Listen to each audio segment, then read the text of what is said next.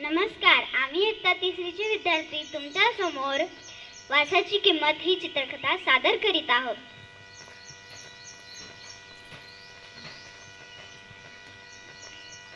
कुंदापूर जवळच्या उमराच्या वाडीत शिवानी राहायची. 8-9 वर्षाची शिवानी होती भारी चतुर.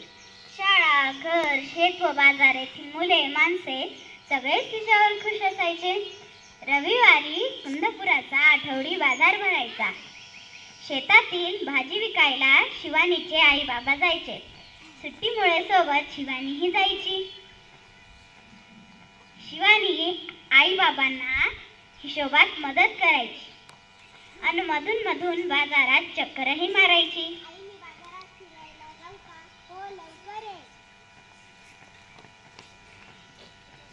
भजी किंवा भेळ खाणे हा तिचा आवडता उद्योग. एका रविवारी अशीच फिरत शिवानी बाजारातल्या मिठाईच्या दुकानापाशी आली. मिठाई पाहत ती सहज उभी होती. हलवाई तिच्याकडे पाहत होता. तो गल्ल्यावरून उठून शिवानीकडे आला.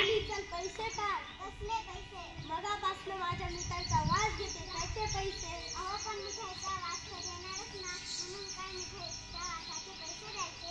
नाही, चल माझे आत्ताच पैसे टाक. अरे हा काय माणूस?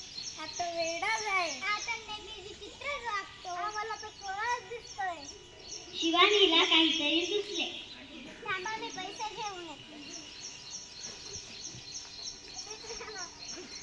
आई, भाजी विकून आलेला चिल्लर पैशांची थैली द्या गं. काय झालं? कशाला पाहिजे?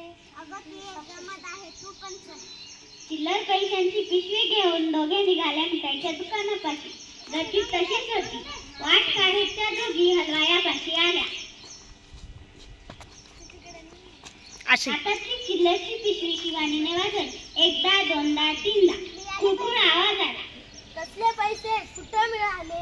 अहो तुमच्याकडून मी काय घेतले? मिठाईच्या वाटतात त्याची किंमत काय असणार? पैशांचा आवाज, बरोबर की नाही?